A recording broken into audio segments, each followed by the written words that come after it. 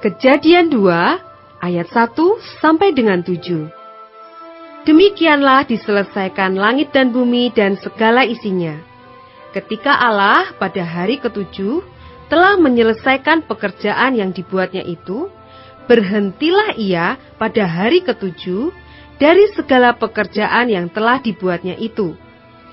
Lalu Allah memberkati hari ketujuh itu dan menguduskannya, karena pada hari itulah ia berhenti dari segala pekerjaan penciptaan yang telah dibuatnya itu. Demikianlah riwayat langit dan bumi pada waktu diciptakan. Ketika Tuhan Allah menjadikan bumi dan langit, belum ada semak apapun di bumi, belum timbul tumbuh-tumbuhan apapun di padang, sebab Tuhan Allah belum menurunkan hujan ke bumi, dan belum ada orang untuk mengusahakan tanah itu. Tetapi ada kabut naik ke atas dari bumi dan membasahi seluruh permukaan bumi itu.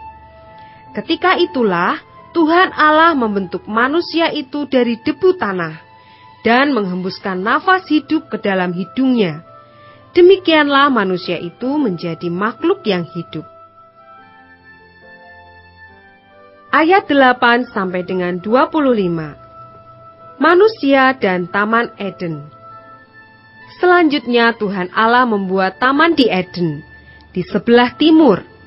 Disitulah ditempatkannya manusia yang dibentuknya itu. Lalu Tuhan Allah menumbuhkan berbagai-bagai pohon dari bumi, yang menarik dan yang baik untuk dimakan buahnya, dan pohon kehidupan di tengah-tengah taman itu, serta pohon pengetahuan tentang yang baik dan yang jahat.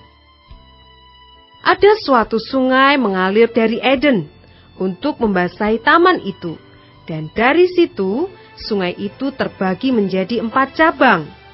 Yang pertama namanya Pison, yakni yang mengalir mengelilingi seluruh tanah Hawila, tempat emas ada. Dan emas dari negeri itu baik. Di sana ada damar bedola dan batu krisopras. Nama sungai yang kedua ialah Gihon, yakni yang mengalir mengelilingi seluruh tanah Kus.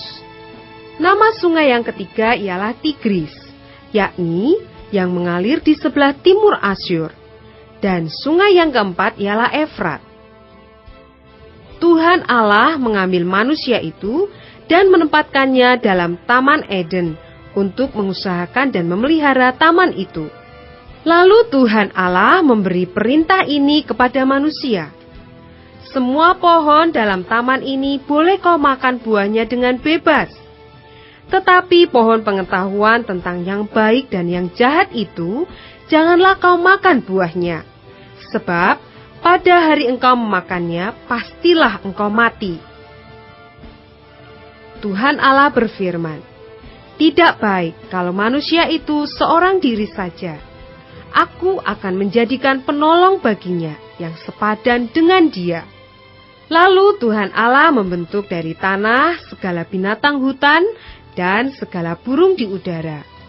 Dibawanyalah semuanya kepada manusia itu untuk melihat bagaimana ia menamainya.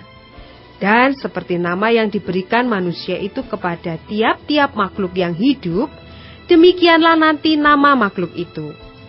Manusia itu memberi nama kepada segala ternak, kepada burung-burung di udara, dan kepada segala binatang hutan. Tetapi baginya sendiri ia tidak menjumpai penolong yang sepadan dengan dia. Lalu Tuhan Allah membuat manusia itu tidur nyenyak. Ketika ia tidur, Tuhan Allah mengambil salah satu rusuk daripadanya, lalu menutup tempat itu dengan daging. Dan dari rusuk yang diambil Tuhan Allah dari manusia itu, dibangunnyalah seorang perempuan, lalu dibawanya kepada manusia itu. Lalu berkatalah manusia itu, inilah dia, tulang dari tulangku, dan daging dari dagingku. Ia akan dinamai perempuan, sebab ia diambil dari laki-laki. Sebab itu seorang laki-laki akan meninggalkan ayahnya dan ibunya, dan bersatu dengan istrinya, sehingga keduanya menjadi satu daging. Mereka keduanya telanjang, manusia dan istrinya itu, tetapi mereka tidak merasa malu.